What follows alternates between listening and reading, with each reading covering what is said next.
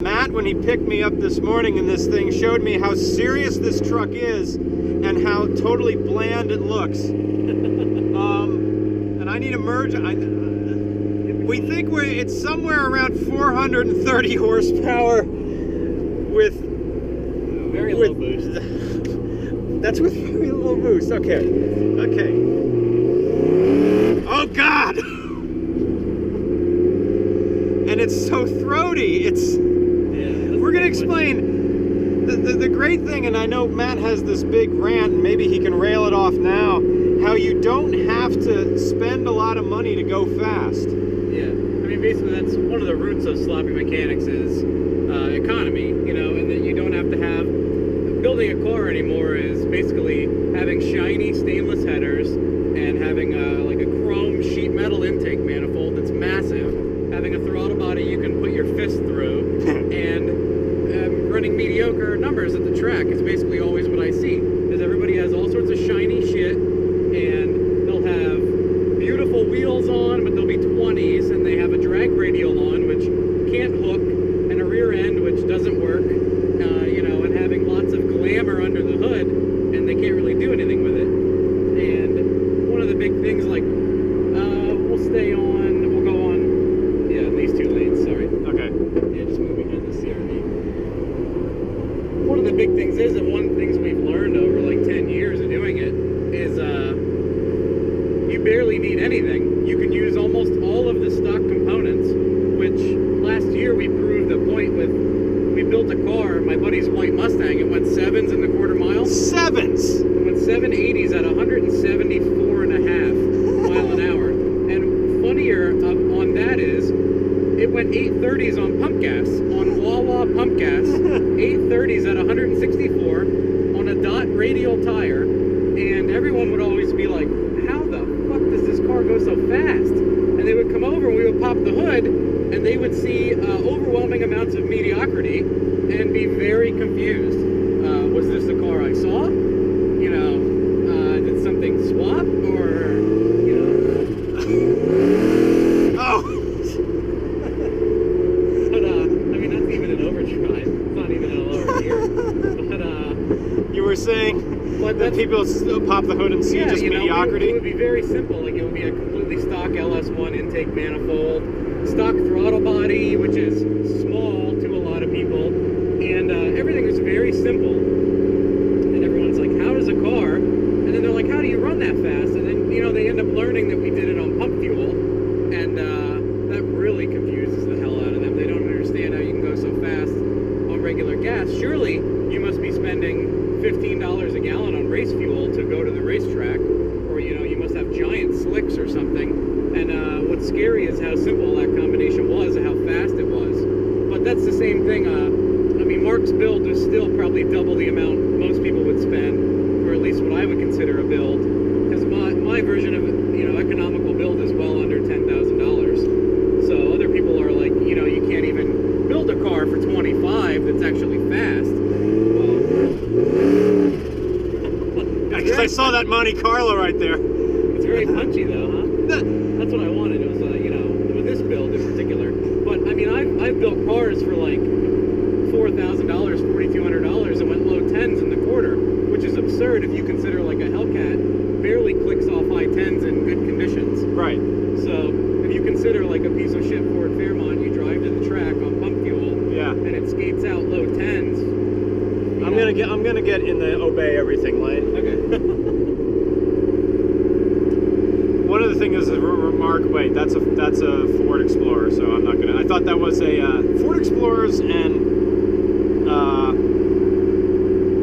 one of the Range Rovers look the same, so I never know. Yep. Here comes that Monte Carlo again.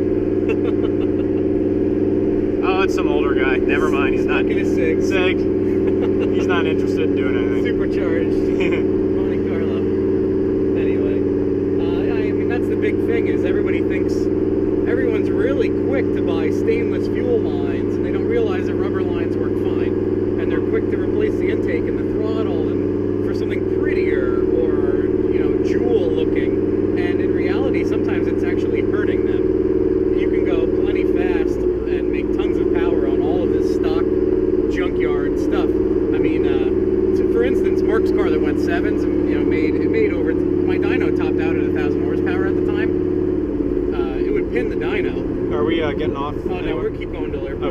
right.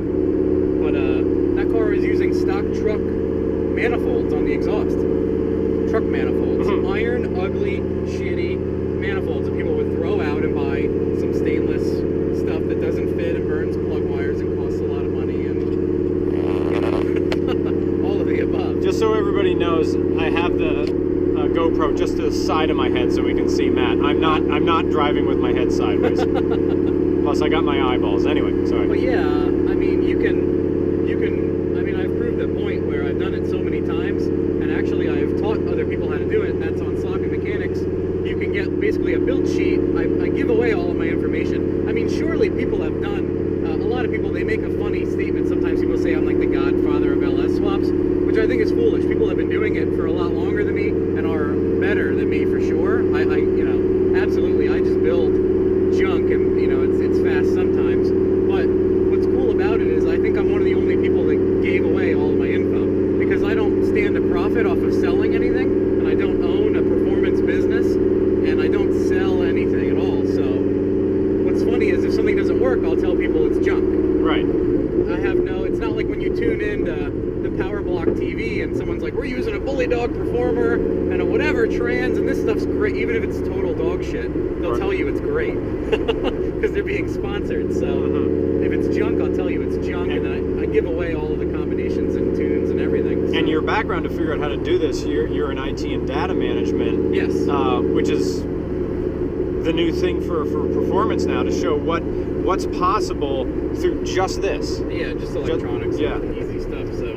and which we're going to see when we get to a private road, and it is a private road because we covered that in a previous Yes. road and track article, that the road we're going to do a burnout on is private. Yes. We will have a lawful RCR burnout. But I mean, that's the biggest thing is everyone, it's funny, with car people, you hit this point where people are like, well, it has to be modified to perform. And then they will think, well, you can't buy something cheap that's effective either, because cheap and effective doesn't exist. So if someone sees a price tag in between, they're like, well, it must be crap because my friend has a $3,000 Holley Dominator system. So you have to perform anything near what that does, you got to drop $3,000 on an ECU and wiring. Well, I mean, the funny part of that situation is a guy in Boyertown, like 30 minutes from where we are right now, builds these Megasquirt boxes, and he and I and some other people did all the R&D on a $300 ECU, and people are going eights with that.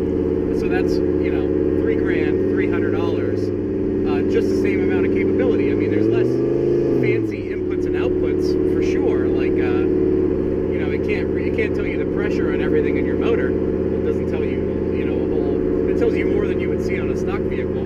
But what's impressive is it's $300 and it's 1,000 plus horsepower capable, and you can go to the track, race it, drive it on the street, whatever. A lot of my earlier cars actually were running that particular system, but now since I do a lot of R&D for them, they give me the new fancy stuff to mess with too. Right. Now also, so The sensation, even just doing like tiny little pulls like this,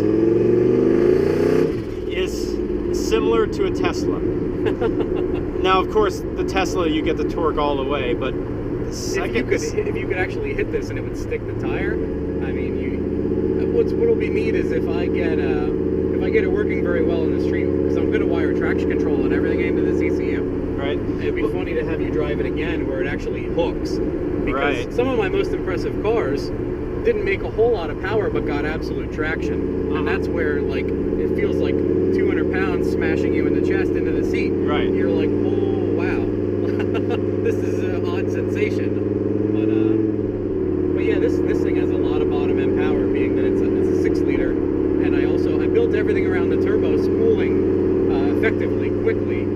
So, you know, turbo, normally people are used to like a big turbo car or a powerful turbo car.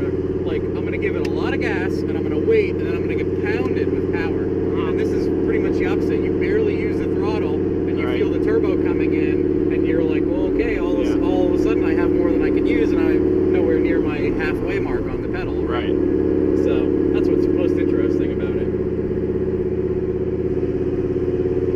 But other than that, other than being a little noisy, Right. you wouldn't know you're gonna get better the exhaust- mufflers and on it, so it. Yeah, the exhaust is incomplete, so Right. I'm gonna put a muffler on it. I like how this is a fleet vehicle truck. Yeah, we'll do a walk around for sure for them Yeah. to look at, but it's got dents in it, and it's it's very imperfect. And it's crank window, regular cab, short bed. There's nothing in here. It doesn't even have carpet. It has like your dog pisses on the carpet vinyl. So are we Airport Road yes. South? Yep, you're getting off this first exit.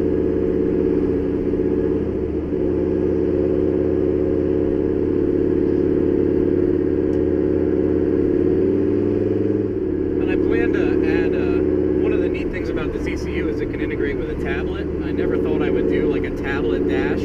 Part of that just bothers me thinking about it, but it seems like they do work fairly well, so I'm going to try it and let everybody know, because if it's like finicky or doesn't have very good resolution. Now I need to get in the leftmost lane No, immediately. you stay all the way to the right. Oh, I do? Okay. Yeah, the dyno's on south, so. Okay. And there's like 5 ways we can pull into, so if there's a lot of traffic. I remember the last time. I'm gonna pull my GoPro right back to my head now, because to get over there, I need to get. You can go all the way over these lanes, or you can turn in later. Turn in later? Yeah, you can turn in later. Okay. Through the light, past the Sonic and everything, you can turn on Lloyd Street. Oh, okay. It changes names, like ours is Hoover, but I think it's Lloyd, and that cemetery it's Lloyd. I'm gonna cut here and we'll pick up back at the shop.